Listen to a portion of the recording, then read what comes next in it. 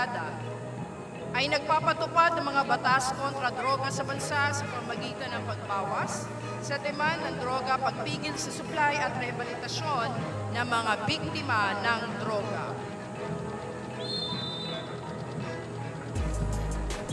Nasa ating harapan ang mga kinatawan ng Bureau of Corrections, isa sa mga pangunahing haligi ng Philippine Criminal Justice System sa ilalim ng kagawaran ng katarungan o DOJ. Sinasagawa nito ang pagbalik loob ng mga taong ipinagkatiwala sa kanilang pangangalaga.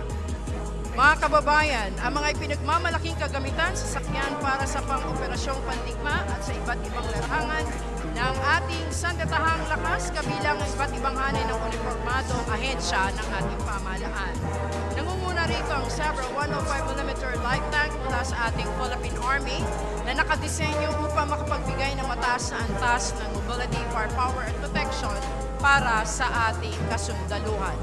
Sumisimbolo ito ng kahandaan, lakas at determinasyon sa pagtatanggol ng ating bayan at soberenya nito. Natutunghayan naman natin ang Atmos 155mm self-propelled howitzer. Uri ng artillery asset na long range, mabilis na gumalaw, nakakabit mismo sa truck na may mataas na mobilidad, mabilis na i-deploy, maikling oras ng pagtugon at maaaring gamitin sa lahat ng uri ng lupain.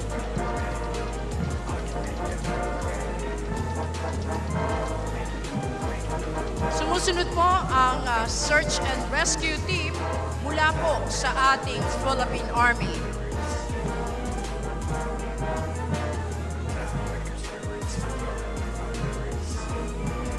Sasagawa sila ng mga operasyon kaugnay po ng humanitarian assistance and disaster response.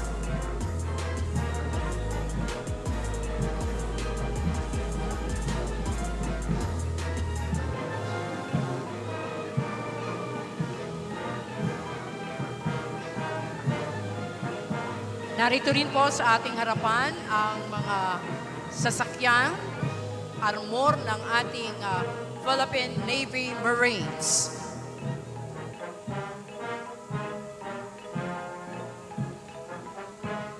Nariyan po ang V300 at ang V150. V300, kilala bilang LOV 300, 6x6 armored personal carrier, may kakayahang magdala ng mga kawal. Ang V150 naman ay armored personal carrier na ginagamit ng ating Philippine Marine Corps.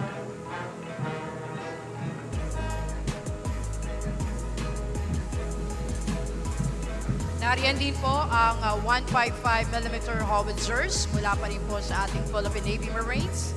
At nasa ating harapan ang 105mm howitzers na pawang mga gamit bilang artillery asset. Ang rigid hull inflatable boat, lulan ang ating Special Operations Forces ng ating Philippine Navy. Mabilis at magaang na sasakyang pandagat na ginagamit para sa mga operasyong pandagat tulad ng pagpapatrolya, search and rescue, paglilipat ng mga tauhan at kagamitan, gayon din ang maritime interdiction. Nasa ating harapan ang C3 van, command, control, and communication van ng ating Philippine Navy na nagpapadala, tumatanggap ng mga kautusan, magbabahagi ng informasyon, koordinasyon ng mga sasakyang pandagat, panghimpapawid at panlupa.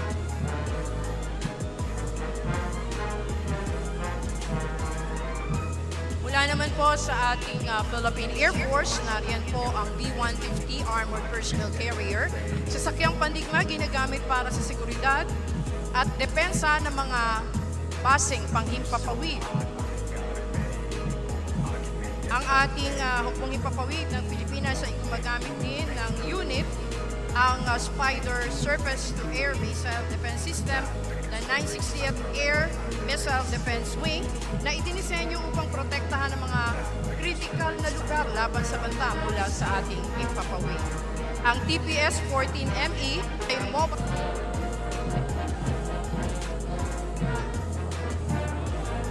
Ang mga tagapangalaga ng bansa naglilingkod sa iba't ibang larangan, isinasanggalang ang bansa sa anumang pagbabanta. Bumubungad po ang parada na kinabibilangan ng mga kawal Pilipino ang mga kasapi ng ating sandatahang lakas. Pinangungunahan nito ni Major General Jose Bonifacio M. Calab ng Hukbong Himpapawid, ang kanyang kalupunan, Colonel Leopoldo Asarden IV at Christopher Pablo ng Air Force, Captain Alan Canaleja ng Navy, Colonels Ronaldo Urbano, Navy Marines, Rafael Jason Talipan at Edward Viteño ng Army.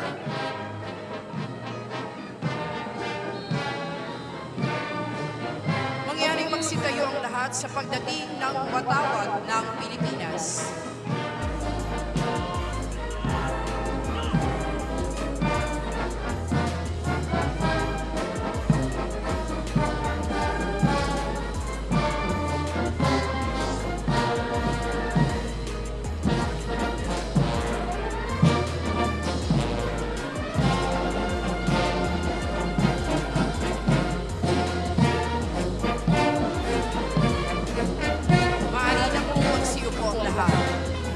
Sumusunod ang pinagsamang banda ng ating sandatahang lakas ng Pilipinas.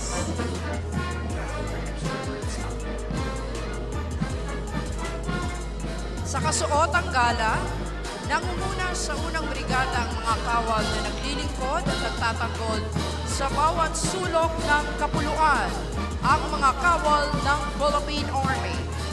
Laging nakandang maglingkod upang panatiliin ang kapayapaan, seguridad at soberanya ng bansa. Tungkulin nito na ipagtanggol ang teritoryo ng Pilipinas laban sa anumang banta. Isinasagawa mga pagtulong sa mamamayan sa panahon ng kalamidad at krisis.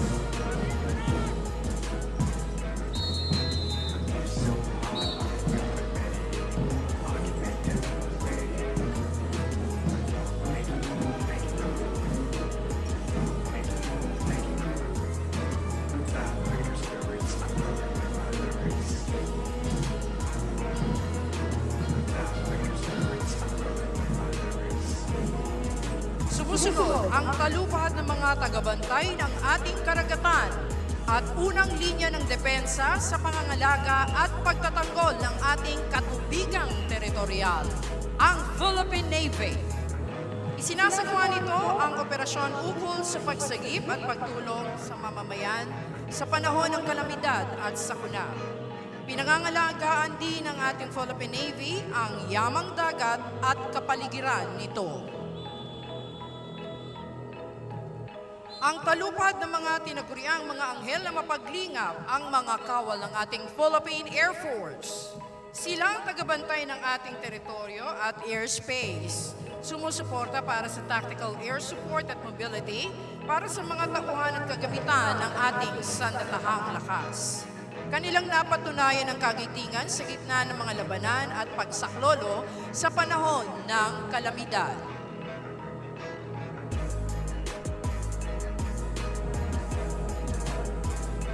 Ang pangalawang brigada sa kasuotang battle dress attire, binubuo ng Special Operations Forces o tinaguriang Elite Forces ng ating sandatahang lakas ng Pilipinas.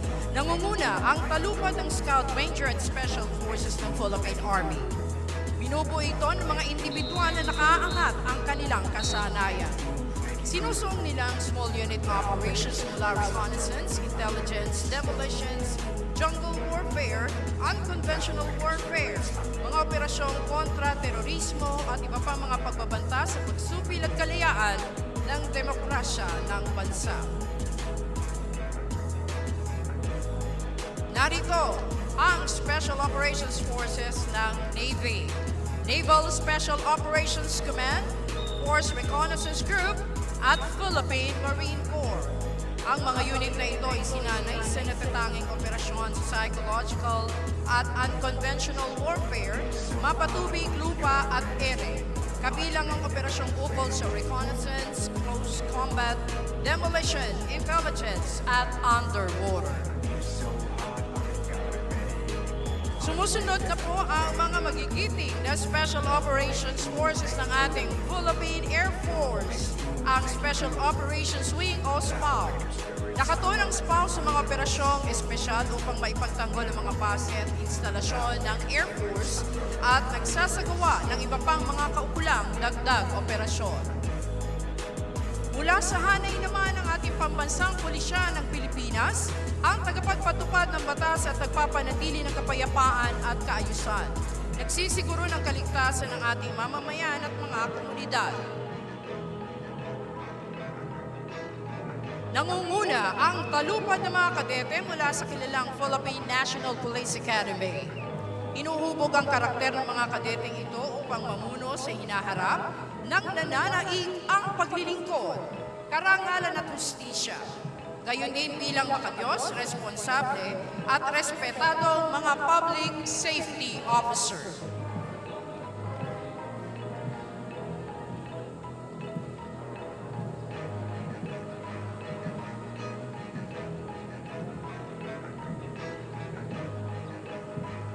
Sumusunod ang mga kinatuwa ng Special Action Force, ang kilalang pangunahing maneuver unit na nakatuon sa rapid deployment sa anumang lugar sa bansa, partikular sa mga sitwasyong may panbansa at internasyonal na implikasyon kontra terorismo, kontra insurhensya, hostage rescue, civil disturbance management, search and rescue at iba pang espesyal na operasyon.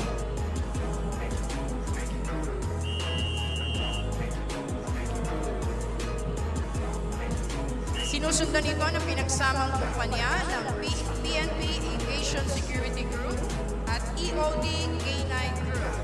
Bilang espesyal na unit, sinisiguro ng PNP AFC Group ang kaligtasan sa mga paliparan ng bansa laban sa opensiba at mga gawaing terorismo, katuwang ang Explosive Ordnance Disposal at K9 Group para sa bomb detection, disposal operations at seguridad sa mga pampublikong lugar at mahahalagang aktibidad. Kabilang pa rin sa hanay ng kapulisan ng National Capital Region Police Office, nakaisa sa pagpapanatili ng kapayapaan, kaayusan at kaligtasan ng ating komunidad, kaagapay para sa isang maayos, tahimik at ligtas na pamayanan.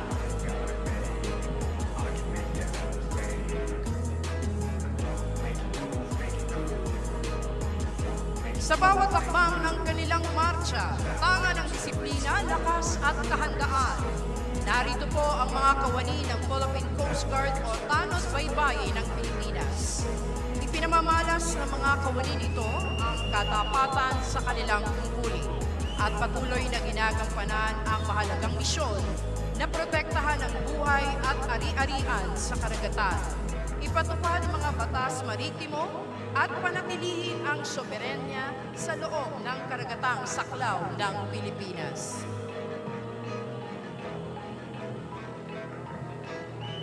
Makikita rin ang mga kawani ng Tanod Baybayin sa kanilang mataas na antas ng profesionalismo at disiplina, umaangkop sa iba't ibang tungkulin mula sa search and rescue, pagpapatupad ng batas sa karagatan, pagtugon sa mga sakuna hanggang sa pangangalaga ng kalikasan.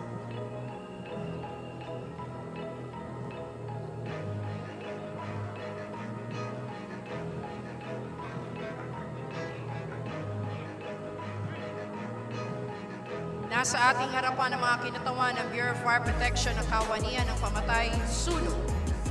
Responsable ang ahensyang ito sa pagsisiguro ng kaligtasan ng mamamayan sa pamamagitan ng pag-iwas o supresyon ng panganib at kapinsalang dulot ng sunog. Bahagi ng pagsisiguro ng Bureau of Fire Protection ang pagtuon sa mga paalala at mga hakbangin laban sa sunog. Ang edukasyon sa fire safety, fire protection, at life safety systems. Ang ahensyang ito ay pinangangasiwaan ng Department of Interior and Local Government o DILG.